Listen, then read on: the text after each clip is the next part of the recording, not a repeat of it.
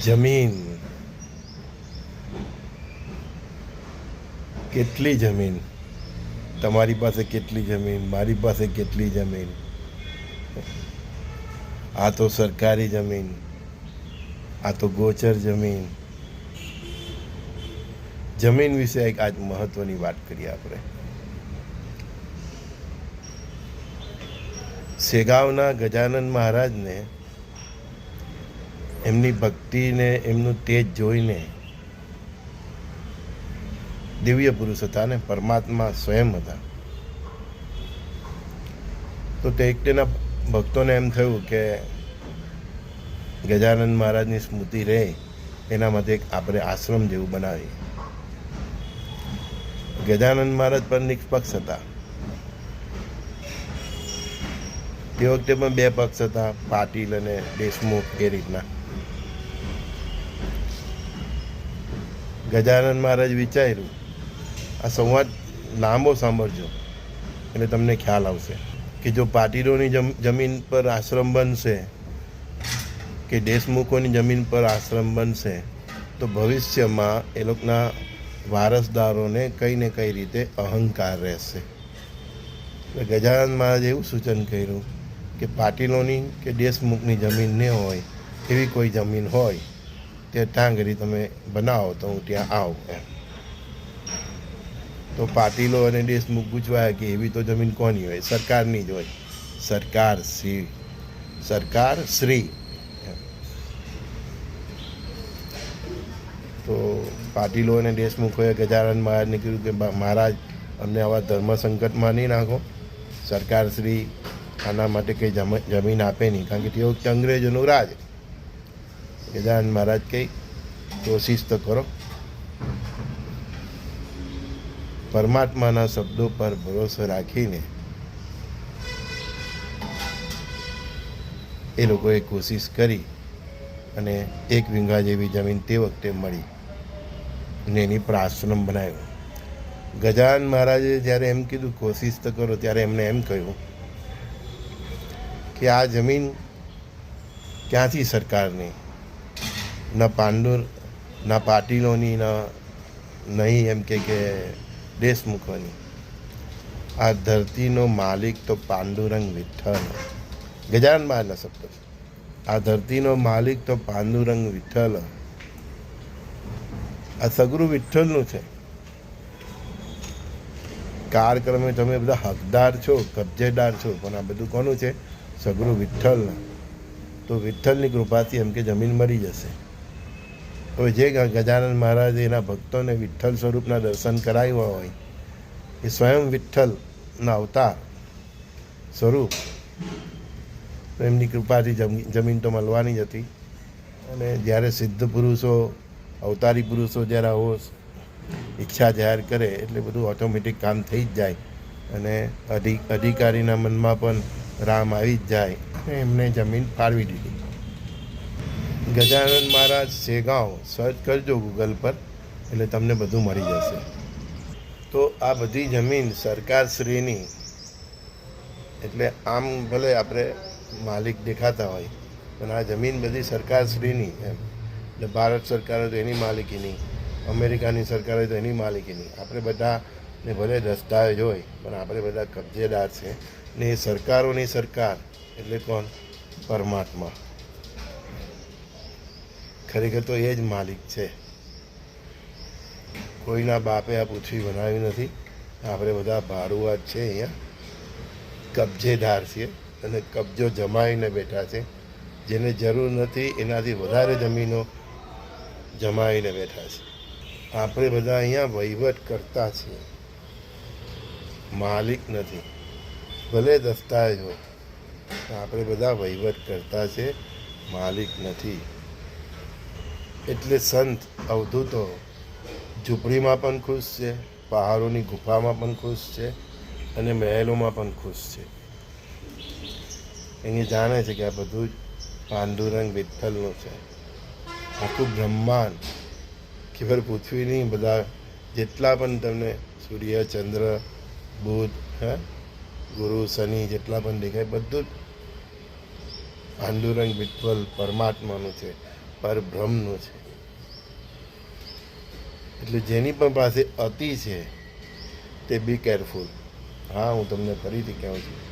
અને તમે ભવિષ્યવાણી કહો કે ભાવિના નિદાન કહો, જેમની પાસે પણ અતિ જમીનો છે, અતિ,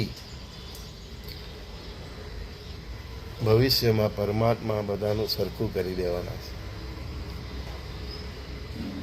કઈ રીતે કરશે એ એની લીલા છે, તો તમે જોજો. સમય આવે તો આ સુપ્રીમ સરકાર પરમાત્મા બધા પાસે બધું છીનવીને બધું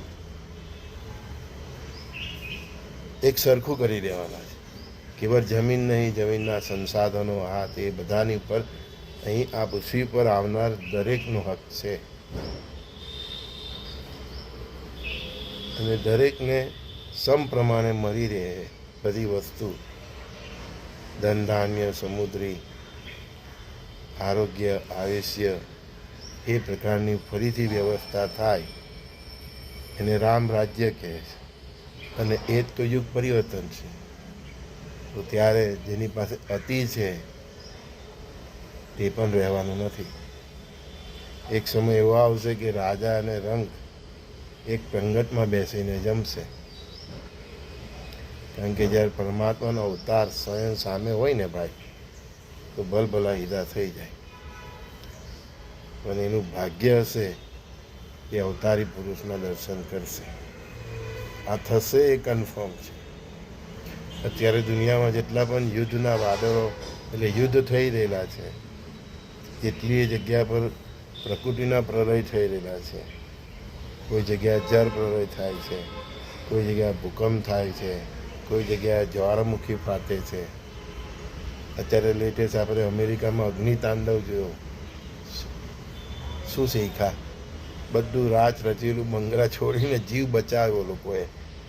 પાછળ જોવાનું હો મોહ નહીં રાખ્યો, બધું છોડીને જતો રહ્યો ને એ વ્યક્તિ. સમજી ગયો જે છે ત્યાં મારું શરીર જ છે, જાન બચી તો લાખો પાયા. તો જ્યારે તમે સાધુ ભાવથી પૃથ્વીનો સંસાધનોને જગત સાથે વહેંચતા નથી, અને પેલા સાપની જેમ અડધો જમાઈને તમે મિલકતો પર બેસી જાઓ છો, જમીનો પર બેસી જાઓ છો, અને તમારી પાસે અતિ હોવા છતાં તમે વહેંચતા નથી, ત્યારે જે હમણાં લોસ એન્જલસમાં થયું ને ભાઈ, એવું થાય છે. આ તો એક અગ્નિ તાંડવ હતો. એવો જ હવે જળ તાંડવ પણ થશે. પંચ તત્વોથી અત્યારે તો 3 તત્વ સક્રિય છે: અગ્નિ, વાયુ અને જળ. હજુ આકાશ તત્વ અને પૃથ્વી તત્વ, હજુ આ 2 એક્ટિવ થશે. ત્યારે લોકોના મોં છૂટશે એટલે આવીને છોડાવશે. જે રીતે અમેરિકામાં બધાને છોડાયું ને, જવું પડ્યું છોડીને એમ. હવે એને કહેતા જ્યાં બધું જ ભસ્મ થઈ ગયું છે. પરમાત્મા શીખવે છે કે શરૂઆત તો માટીથી છે, અને અંત પર માટી જ છે.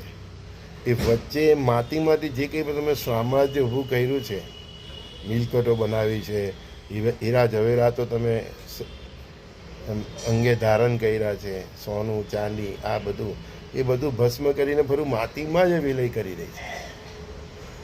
મૂળ સ્વરૂપ શું છે? માટી, ભસ્મ. એટલે જોજો તમે, સંતો, અવધૂતો, નાગા બાવા બધા ભસ્મ ધારણ કરે છે. એની મૂળ સ્વરૂપ જ એ છે. આપણે મુઠ્ઠીભર ભસ્મમાંથી જ પેદા થયા છે, માટીમાંથી. અને આપણું ક્રિયાક્રમ પતી જાય, અગ્નિ સંસ્કાર થતી જાય પછી પણ આપણે મુઠ્ઠીભર રાખમાં જ ફેરવાઈ જઈએ છીએ. તો મુઠ્ઠીભર રાખમાં જે આપણે પુનરાવર્તિત થઈએ છીએ, એ વચ્ચેની બધી પ્રક્રિયાઓમાં જે આપણે મોહ માયા કરીને જેને પકડીને બેઠા છે, એને છોડાવી જ દેશે. આ જે કાર છે ને 5-7 વર્ષનો હવે બાકી રહ્યો, એમાં બધાને આ પકડમાંથી છોડાવી દેશે. નહીં છોડશે તો જે અમેરિકામાં થયું એ રીતનું બધે થશે. કોઈ જગ્યાએ સુનામીથી થશે, કોઈ જગ્યાએ ભૂકંપથી થશે, અને કોઈ જગ્યાએ યુદ્ધથી થશે. છોડાવશે એ કન્ફર્મ છે. જેને કંઈ મોહ જ નથી, તેની પાસે ભગવાન છોડાવીને પણ શું છોડાવશે? ભવિષ્યમાં કરોડોપતિ અબોજોપતિઓને પસ્તાવો થવાનો છે કે એના કરતાં લોકો સાથે વહેંચ્યું હોત તો કંઈ પુણ્ય કર્યું હોત તો આડે આવત. કે જેની પાસે હમણાં નથી ને તે અફસોસ નહીં કરે, બધા હરકત થવાના છે. ને એક સમાનતાની એક સ્થાપના થશે એમ. અને તે પછી દરેકને પોતાના પુણ્ય કર્મો પ્રમાણે મળતું રહે એ વસ્તુ અલગ છે. અને એક વાર તો સમાનતાની સ્થાપના થઈ જ જશે. કોઈ ઉપરની કોઈ નીચેની, આ જાત પાત બધું જ નીકળી જવાનું છે. માનવતા અને માનવ ધર્મ અને જે સનાતનથી કાળથી ચાલતો આવ્યો છે, બ્રહ્માંડની ઉત્પત્તિ થઈ ત્યારથી જે ધર્મ ચાલતો આવ્યો તે જ ધર્મની ફરીથી સ્થાપના થવાની. આ બધા જ્ઞાત જાત ધર્મ પછી બધા ચાલે ને, વાળાઓ પોલિટિક્સ બધું ઝીરો જ થઈ જવાનું છે. અને પ્રજા પણ સમજી જાય કે ચાલો આપણે ખોટા ભર્યા, આ બધા આપણો મિસ ઉપયોગ થયો. તો પ્રકૃતિ આપે છે, મહેલો બનાવે છે તમારા, પણ જ્યારે તમે પરમાત્માથી વિરુદ્ધ જાઓ છો ને તો પહેલી પ્રકૃતિ બગડે છે. પરમાત્મા બહુ દયાળુ છે. તમારું ગમે તેટલું અપમાન અવગણના બધું સહન કરે છે, પણ પ્રકૃતિ સહન કરી શકે નહીં. બધું પ્રકૃતિનું જ છે ને. તમારા મકાનની અંદર તમે જોજો, દરવાજા લાકડાના, રેતી સિમેન્ટ ઈંટથી બનેલું તમારું મકાન, એ બધા માટીના વિવિધ સ્વરૂપ તો છે. કલર લગાવો છો તે પેટ્રોકેમિકલ પણ જમીનમાંથી જ નીકળે છે. ઇલેક્ટ્રિસિટી જે પાવર એ પણ પ્રકૃતિની જ દેન છે. ડેમમાં પાણી સંગ્રહ થાય ને પછી આપણે પાવર જનરેટ કરીએ છીએ. સોલાર બધું પ્રકૃતિનું છે. થોડું વિચારીએ ને ભાઈ, તો આ શરીર પણ પ્રકૃતિનું છે, પંચ મહાભૂતનું બનેલું છે. આ શરીર, આ વસ્ત્ર આપણે ક્યાંથી લાવ્યા? બધું પ્રકૃતિનું જ છે, ધરતી માતાનું જ છે. ને જ્યારે આપણે હીડા નહીં ચાલીએ ને ભાઈ, તો જે અગ્નિતાંડવ અમેરિકામાં થયો ને એ રીતના પ્રકૃતિ આમ અજગરની જેમ ફરી પાછું વાપસ લઈ જાય, ગળી લે છે. અગ્નિ સ્વરૂપે, જળ સ્વરૂપે, ચક્રવાત સ્વરૂપે, જમીન તત્વ એટલે ભૂકંપ થઈને જ્વાળામુખી વિસ્ફોટથી આકાશ તત્વ અતિ ગરમી પડે, અતિ વરસાદ પડે, બધું એનું જ છે.